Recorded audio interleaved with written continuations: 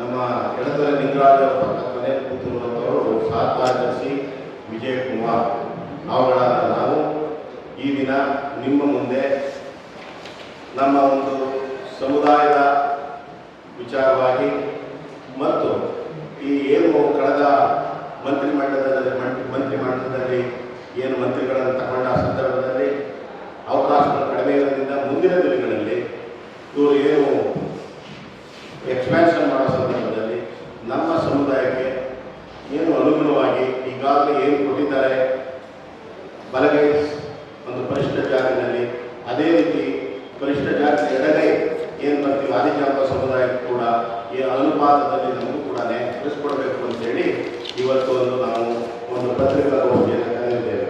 ವಿಶೇಷವಾಗಿ ಮೈಸೂರು, ಚಾಮರಾಜನಗರ, ಮಂಡ್ಯ, ಹಾಸನ, ಕೊಡಗು, ಚಿಕ್ಕಮಗಳೂರು, ಚಾಮರಾಜನಗರ ಇಷ್ಟು ಜಿಲ್ಲೆಗಳು ಮೈಸೂರು ರೆವಿನ್ಯೂ ಡಿವಿಷನ್ ಅಂತ ಹೇಳ್ತಾರೆ. ಈ ರೆವಿನ್ಯೂ ಡಿವಿಷನ್ನಲ್ಲಿ ಇದುವರೆಗೂ ಕೂಡ ಯಾವೊಬ್ಬ MLA ಆಗಲಿ MP ಆಗಲಿ ಕಳೆದ 30 ವರ್ಷದಿಂದ ಒಬ್ಬರಿಗೂ ಕೂಡ ಸೀಟನ್ನು ಕೊಟ್ಟಿದ್ದರು.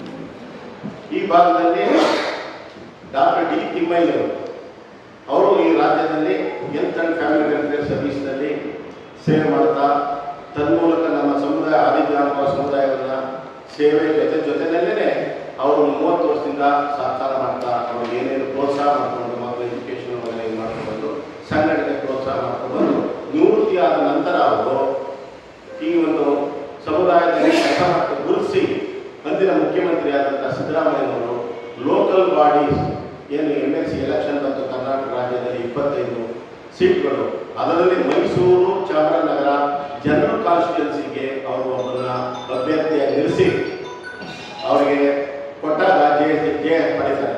ಕಾರಣ ಯಾಕಂದರೆ ಹಿಂದೆ ಅವರು ಮೈಸೂರು, ಚಾಮರಾಜನಗರ ಜಿಲ್ಲೆಯಲ್ಲೇ DH1 ಸೇವೆ ಮಾಡಿದರು. ಸಮುದಾಯದ ಸಂಘಟನೆಯಲ್ಲಿ ಹೆಚ್ಚಿನ ಪ್ರೋತ್ಸಾಹ ಮಾಡಿ ಸಂಪರ್ಕ ಇಟ್ಕೊಂಡಿದ್ರು. ಜೊತೆಗೆ ಆ ಎರಡೂ ಜಿಲ್ಲೆಗಳಿರುವಂಥ ಲೋಕಲ್ ಬಾಡಿ ಲೀಡರ್ಸ್ಗಳು ಕೂಡ ಬಹಳ ಆಪ್ತರ ಇರೋದ್ರಿಂದ ಇಡೀ ಕರ್ನಾಟಕ ರಾಜ್ಯದಲ್ಲಿ 25 ಏನು ಮೆಂಬರ್ಗಳು MLCಗಳಿದ್ದು ಅದರಲ್ಲಿ ಮಧ್ಯಾಹ್ನಕ್ಕೆ ಪ್ರಥಮವಾಗಿ ಹೈಯೆಸ್ಟ್ ವೋಟ್ ಅವರು ಗೆಲ್ತಾರೆ. ಈ ಗೆದ್ದಂಥ ವ್ಯಕ್ತಿ ಈಗ ಸಮುದಾಯದಲ್ಲಿ ಕೆಲಸ ಮಾಡ್ಕೊಂಡು ಬಂದಿರೋದ್ರಿಂದ ಮುಂದಿನ ದಿನಗಳಲ್ಲಿ ಅವರಿಗೆ ಏನೋ ಸ್ಥಾನಮಾನ ಈಗ 4 ವರ್ಷಗಳು ಮುಗಿದಿದೆ, ಇನ್ನೂ 2 ವರ್ಷ ಇದೆ ಅವರಿಗೆ MLC ಆಗಿ. ಹಾಗಾಗಿ ಮುಂದಿನ ದಿನಗಳಲ್ಲಿ ಇವತ್ತೇನು ಕೊಟ್ಟಿದ್ದಾರೆ ಕರ್ನಾಟಕ ಭಾಗದಲ್ಲಿ, ಕರ್ನಾಟಕ ದಕ್ಷಿಣ ಭಾಗದಲ್ಲಿ 30 ವರ್ಷಗಳಿಂದ ಯಾವೊಬ್ಬ ಸಚಿವರನ್ನು ನೇಮಕ ಮಾಡಿಲ್ಲ. ಹಿಂದೆ TM ನರಸಿಂಹಮೂರ್ತಿ ಅವರು ಮತ್ತು M ಶಿವಣ್ಣವರು ಸಚಿವರಾಗಿದ್ದರು SF ಕೃಷ್ಣ ಸರ್ಕಾರದಲ್ಲಿ. ತದನಂತರ ಎಡಗೈ ಸಮುದಾಯಕ್ಕೆ, ನಮ್ಮ ಆದಿಜಾಂಬ ಸಮುದಾಯಕ್ಕೆ ಯಾವೊಬ್ಬ ಪ್ರತಿನಿಧಿಯೇ ಇಲ್ಲ ಮಂತ್ರಿಮಂಡಲದಲ್ಲಿ. ಹಾಗಾಗಿ ಇವರಿಗೆ ಹೆಚ್ಚಿನ ರೀತಿಯಲ್ಲಿ ಮುಂದಿನ ದಿನಗಳಲ್ಲಿ ಏನು ಇವತ್ತು ಮಾಡಿದ ಒಂದು ಮಂತ್ರಿಮಂಡಲ ವಿಸ್ತರಣಾ ಸಂದರ್ಭದಲ್ಲಿ ಅವರಿಗೆ ಸ್ಥಾನಮಾನ ನೀಡಿ ಮಂತ್ರಿಯಾಗಿ ನೇಮಕ ಮಾಡಿಕೊಳ್ಬೇಕು ಅಂತೇಳಿ ಈ ಭಾಗದಿಂದ ನಾವೇನು ಕರ್ನಾಟಕ ರಾಜ್ಯ ಆದಿಜಾಂಬ ಸಮುದಾಯದ ಸಂಘಟನೆಯಿಂದ ನಿಮ್ಮ ಮೂಲಕ ಒತ್ತಾಯಿಸ್ತಾ ಇದ್ದೀವಿ. ಇದರ ಜೊತೆಗೆ ಡಾಕ್ಟರ್ D. ತಿಮ್ಮಯ್ಯನವರು ಕೂಡ ಹಿಂದೆ ಅವರು health and family welfare service ಮಾಡ್ತಿರ್ಬೇಕಾದ್ರೆ ಈ ರಾಷ್ಟ್ರದಲ್ಲೇ ಕೂಡ ಅವರು ರಾಷ್ಟ್ರಪತಿ ಪದಕ ಪಡೆದಿದ್ದಾರೆ, ಮುಖ್ಯಮಂತ್ರಿ ಪದಕ ಪಡೆದಿದ್ದಾರೆ. ಅಷ್ಟೇ ಅಲ್ಲ, ಹಾರ್ವರ್ಡ್ ಯೂನಿವರ್ಸಿಟಿನಲ್ಲಿ ಅವರು WHO ಫೆಲೋಶಿಪ್ ಪಡ್ಕೊಂಡ್ಬಂದು ನಮ್ಮ ಸಮುದಾಯದ ಸಂಘಟನೆ ಅದ್ವಿತೀಯ ನಾಯಕರಾಗಿದ್ದಾರೆ. ಹಾಗಾಗಿ ಸಮಾಜ ಸೇವೆಯನ್ನು ಕೂಡ ಹೆಚ್ಚಿನ ರೀತಿ ಸೇವೆ ಮಾಡಿದ್ದಾರೆ.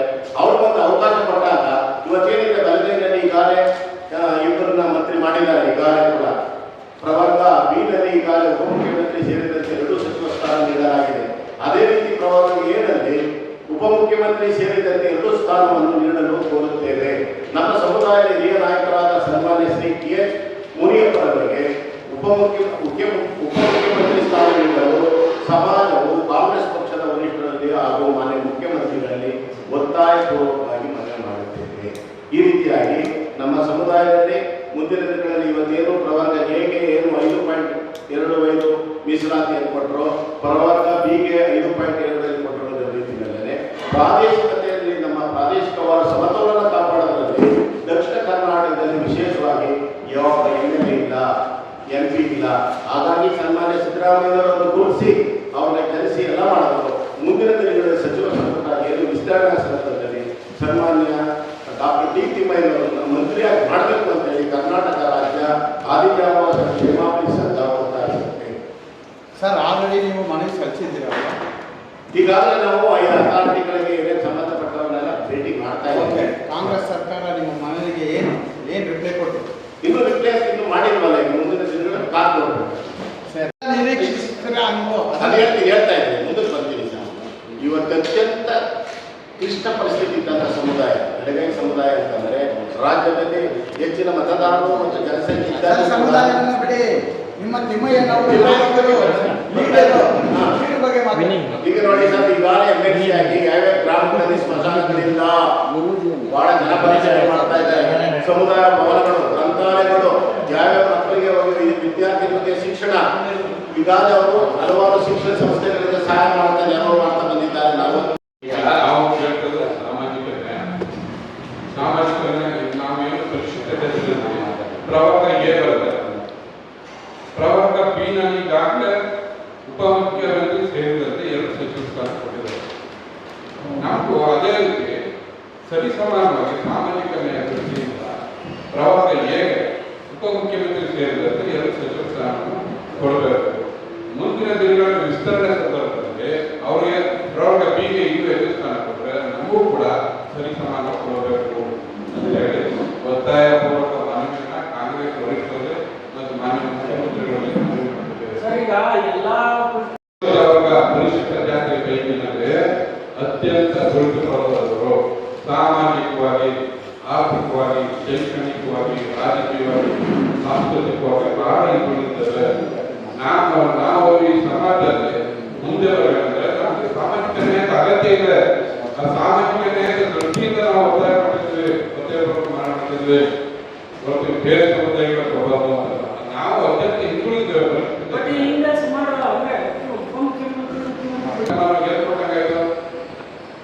ಹಂಗಾಗಿ ನಮ್ಗೆ ಅನ್ಯಾಯ ಆಗ್ತಾನೆ ಇದೆ. ಆ ಅನ್ಯಾಯನ ಸರಿಪಡಿಸೋಕ್ಕೋಸ್ಕರ ಸಾಮಾಜಿಕ ನ್ಯಾಯದ ದೃಷ್ಟಿಯಿಂದ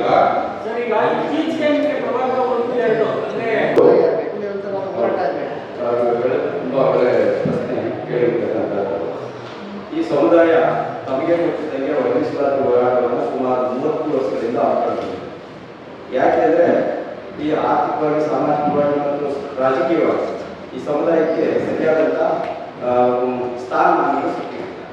ಅದನ್ನ ಸರಿಪಡಿಸಬೇಕು ಅಂತಲೇ ನಾವು ಸರ್ಕಾರಗಳನ್ನ ಎಲ್ಲ ಸರ್ಕಾರಗಳು ಕೂಡ 35 ವರ್ಷದಿಂದ ಹೋರಾಟ ಮಾಡ್ತೀವಿ. ಸೊ ಇವತ್ತು ಆ ಒಂದು ಆಧಾರದ ಮೇಲೆ ರಾಜಕೀಯ ಸ್ಥಾನಮಾನಗಳು ಕಡಿಮೆ. ಈಗ ಉದ್ಯೋಗ ಮತ್ತು ಶಿಕ್ಷಣದಲ್ಲಿ ಮೀಸಲಾತಿಯನ್ನು ಕೊಡ್ತೀವಿ ಅಂತೇಳಿ ಈ ತರ ಪ್ರಾರಂಭ ಆಗಿದೆ. ಬಟ್ ಇದು ಕೂಡ ಅದು ಸರಿಯಾದ ರೀತಿಯಲ್ಲಿ ಆಗಬೇಕಾಗಿದೆ, ಆಗುತ್ತೆ ಮುಂದೆ. ಬಟ್ ರಾಜಕೀಯ ಅಸಮಾನತೆ ಇದೆಯಲ್ಲ, ಅದನ್ನು ಸರಿದೂಗಿಸಿ ಎನ್ನುವಂಥದ್ದು ನಮ್ಮ ಹೋರಾಟ. ನಮ್ಮ ಈ ಸಂದರ್ಭಗಳೆಲ್ಲ ಯಾಕೆ ಬರುತ್ತೆ? ಮಗು ಆದಾಗ ಮಗು ಅಳುತ್ತೆ ಅಂದ್ರೆ ತಾಯಿ ಹಾಕೊಡ್ಬೇಕು ಅನ್ನುವಂಥದ್ದು ಜ್ಞಾಪಕ ಬರುತ್ತೆ. ಮತ್ತಾಗ ಮಾತ್ರ ತಾಯಿ ಹಾಕುವ ಅಸ್ಮಿತೆ. ಸೊ ನಮಗೂ ಹಾಗೆ ಸಕಾಲ ಇವತ್ತು ಈ ರಾಜ್ಯದಲ್ಲಿ ಎಲ್ಲರೂ ಕೂಡ ಆಗ್ಲಿಲ್ಲ ಅಂದ್ರೆ ನಿಮ್ಮ ಹೋರಾಟ ನಿರಂತರವಾಗಿರುತ್ತಾ? ಹೌದು ಸರ್, ಅಸಮಾನತೆ ಇದ್ದಾಗ ಕಡಿಮೆ ನಾವು ಸಾಮಾಜಿಕ ನ್ಯಾಯ ನ್ಯಾಯ ಸಿಗಬೇಕು ಅನ್ನೋದು ನಾವು ಒಂದು ನಿಮಿಷ ಸರ್. ಈಗ ನನಗೆ 10 ರೂಪಾಯಿ ಬರ್ಬೇಕಾಗುತ್ತೆ, ನಾನು ಮಾಡ್ತಕ್ಕಂಥ ಕೂಲಿಗೆ 10 ರೂಪಾಯಿ ಬರ್ತದೆ, ನನಗೆ 1 ರೂಪಾಯಿ ಸಿಗ್ತಾ ಇದೆ. ಸೊ ಅದನ್ನ ಬ್ಯಾಲೆನ್ಸ್ ಮಾಡಿ ಅಂತಲೇ ನಾವು ಹೋರಾಟ ಮಾಡ್ತಾ ಬಂದಿದ್ದು, ಹೌದಲ್ಲ ಸರ್? ಈಗ ಸಿಗ್ಬೇಕಾದ್ರೆ ನಾವು ಸಿಕ್ಕಿದ್ರೆ ನಾವೇ ಹೋರಾಟ ಮಾಡ್ತೀವಿ, ಅದರ ಅವಶ್ಯಕತೆ ಇಲ್ಲ. ಹೇಳೋದು ಈ ಕಾಳಜಿ, ಹೋರಾಟ ನಿರಂತರವಾಗಿದೆ. ಸೀಮಿತವಾಗದೇ ಇರಲಿ ಅನ್ನೋದು ನನ್ನ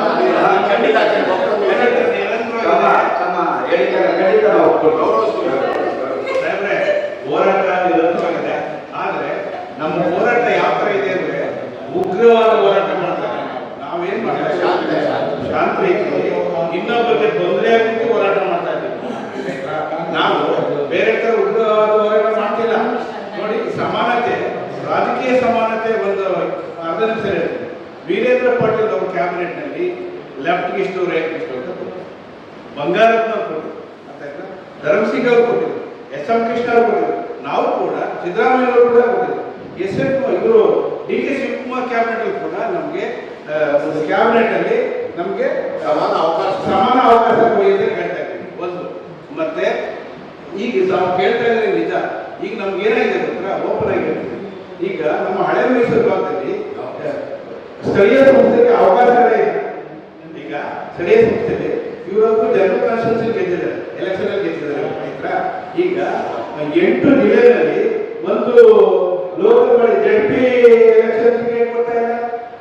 ಯಾಕೆ ನಾವು ಕೇಳ್ತಾ ಇದೀವಿ ಅಂತಂದ್ರೆ, ಒಬ್ಬ ಒಂದು ಉನ್ನತ ಸ್ಥಾನದಲ್ಲಿದ್ರೆ ಆ ಒಂದು ಸಮುದಾಯಕ್ಕೆ ಒಂದು ಬರೀ ರಾಜಕೀಯದಲ್ಲ, ಶೈಕ್ಷಣಿಕವಾಗಿ ಇಳಿದಿದೆ ನಾವು, ಸಾಮಾಜಿಕವಾಗಿ ಇಳಿದಿದೆ. ಈಗಲೂ ಕೂಡ ಈಗ ಮಡಿಕೇರಿಯಲ್ಲೆಲ್ಲ ಈಗ ನಮ್ಮ ಪರಿಶಿಷ್ಟ ಜಾತಿಯವರು ಹೆಸರು ಹೇಳಲಾಗಲ್ಲ, ಅವ್ರಿಗೆ ಇನ್ಸಿಪ್ ಕೊಡ್ತಾರೆ ಒಂದು ಎಚ್ ಅಂತ. ಎಚ್ ಅಂದ್ರೆ ಹರಿಜನ್ ಅಂತ. ಇವತ್ತು ಅವರು ಯಾರು ಕೂಡ ಎಚ್ ಅಂತ ಸೇರ್ಸಕ್ಕಿಲ್ಲ, ಯುವಕರು ಹಳಬರಲ್ಲಿ ಹೆಚ್ಚು ಅವನ ಹೆಸರು ಏನಿದೆ ಎಚ್ ಅಂದ್ರೆ ಹರಿಜನ್ ಅಂತ. ನಾವು ಈಗಲೂ ಕೂಡ ಬಾಡಿಗೆ ಮಾಡಿಕೊಂಡಾಗ ನಮಗೆ ಮೈಸೂರು ಬೆಂಗಳೂರೆಲ್ಲ ಅರ್ಥ ಆಯ್ತಾ ಸರ್? ಈ ತರ ಎಲ್ಲ ಪರಿಸ್ಥಿತಿ ಇದೆ. ಪರಿಸ್ಥಿತಿ 30 ವರ್ಷದಿಂದ ಮಗು ಅಳ್ತಾ ಇದೆ. ಸೆಂಟ್ರಲ್ ಮಿನಿಸ್ಟರ್ ಆಗಿದ್ದಾರೆ. ಮೀಸಲಾತಿ ಹೋರಾಟ ಸುಮಾರು 35 ವರ್ಷ ಅಲ್ಲಿಂದ ನಿರ್ಮಿಸಿದ್ದಾರೆ. ಅದೇ ಕಾರಣಕ್ಕಾಗಿ ಇವತ್ತು ಸಿದ್ದರಾಮಯ್ಯ ಸರ್ಕಾರ ಅದನ್ನು ಪರಿಗಣಿಸಿ ಒಳ ಮೀಸಲಾತಿ ಅಂದ್ರೆ ನಮ್ಮ ಡಿಮ್ಯಾಂಡ್ 35 ವರ್ಷದ ಸತತವಾಗಿ ಹೋರಾಟ ಮಾಡೋದಕ್ಕೆ ಒಂದು ಈಡೇರಿದೆ. ಹೀಗಾಗಿ ನಮಗೆ ಶೈಕ್ಷಣಿಕವಾಗಿ, ಔದ್ಯೋಗಿಕವಾಗಿ ಒಂದು ಸಾಮಾಜಿಕ ಇದೆ. ಇದರಲ್ಲಿ ಯಾವುದೇ ಅನುಮಾನ ಇಲ್ಲ. ಆಮೇಲೆ ಮುಂದೆ ಇನ್ನೂ 2% ಮೀಸಲಾತಿ 15% ರಿಸರ್ವ್ ಹೋದ್ರೆ ನಾವು ಇನ್ನೂ ಕೂಡ 1% ಸಿಗಬೇಕಾಗುತ್ತೆ. ಸರ್, ಪರಿಶಿಷ್ಟ ಜಾತಿ ಪರಿಶಿಷ್ಟ ಪಂಗಡಗಳಿಗೆ ಮಿನಿಸ್ಟ್ರಿಗಳು MLA ಹೌದು ಹೌದು. ಸಾಕಷ್ಟು ದೇಶದಲ್ಲಿ ಎಲ್ಲರೂ ಒಳ್ಳೇದು ಮಾಡ್ತಕ್ಕಂಥ ಕೆಲಸಗಳು, ಕೇಂದ್ರದಲ್ಲೂ ಕೂಡ ಸಚಿವರಾಗಿ ಕೆಲಸ ಮಾಡ್ತಕ್ಕಂಥವ್ರು. ನಾವು ಕೇಳುವಾಗ ಒಬ್ಬ ಒಳ್ಳೆ ವ್ಯಕ್ತಿ ಮುಖಾಂತರ ನಾವು ಬಿಲ್ ಕೊಟ್ಟರೆ ಅವ್ರು ಉಪಮುಖ್ಯಮಂತ್ರಿ ಕೊಡೋದಕ್ಕೂ ಹೊರಗಿದ್ದಾರೆ, ಮತ್ತೆ ಮುಖ್ಯಮಂತ್ರಿ ಆಗಲಿಕ್ಕೂ ಹೊರಗಿದ್ದಾರೆ. ನೋಡಿ ಇವ್ರಿಗೆ ಕೊಡಿ ಅಂತಕ್ಕಂಥದ್ದು ನಮ್ಮ ಮನವಿ. ಡಾಕ್ಟರ್ ತಿಮ್ಮಯ್ಯ ಅವರು ಕೂಡ ಹಾಗೆ ಪ್ರತಿಯೊಬ್ಬ ಜನಾಂಗನೂ ಕೂಡ ನನ್ನ ಜನಾಂಗ ಪರೀಕ್ಷೆ ಅಂತ ದೊಡ್ಡ ವ್ಯಕ್ತಿಯವರು ಎಲ್ಲ ವರ್ಗದ ಜೊತೆ ಅವರು ಬಹಳಷ್ಟು ಉತ್ತಮವಾಗಿ ಸಂಬಂಧ ಬೆಳೆಸ್ಕೊಳ್ತಕ್ಕಂಥ. ನಾವು ಅಂಥವ್ರಿಗೆ ಕೇಳಬೇಕು ಅಂತಕ್ಕಂಥ ತೀರ್ಮಾನನ ಇಡೀ ಜನಾಂಗ ತೀರ್ಮಾನ ತಗೊಂಡೇ ನಾವು ಕೇಳ್ತಿರ್ತಕ್ಕಂಥ. ಯಾರಿಗೋ ಒಬ್ಬರಿಗೆ ಬೇರೆಯವರಿಗೆ ತಿಳುವಳಿಕೆ ಸಾಮಾಜಿಕ ನ್ಯಾಯದ ಬಗ್ಗೆ ಬದ್ಧತೆಯಿಂದ ಕೇಳಿದ್ರೆ ತಪ್ಪಾಗುತ್ತೆ. ಬಟ್ ಇವರೆಲ್ಲವೂ ಇರೋದ್ರಿಂದ ನಾವು ಸಾಮಾಜಿಕ ನ್ಯಾಯ ಕೊಡ್ತೀವಿ ಅಂತೇಳಿ ನಮ್ಮ ಸರ್ಕಾರನೂ ಕೂಡ ಹೇಳ್ತಾ ಇರೋದ್ರಿಂದ DK ಶಿವಕುಮಾರ್ ಸಾಹೇಬ್ ವಿಜಯೀಗ ಆಗಿದ್ವಿ, ನಾವು ಕೂಡ ಸಾಮಾಜಿಕ ನ್ಯಾಯ ಬದ್ಧರಾಗಿದ್ದರೆ ಅದೇ ರೀತಿ ನಮಗೆ ಸಾಮಾಜಿಕ ನ್ಯಾಯ ಕೊಡಿ ಅಂತ ಹೇಳ್ತಾ ಇದ್ದೀವಿ ಮನವಿ.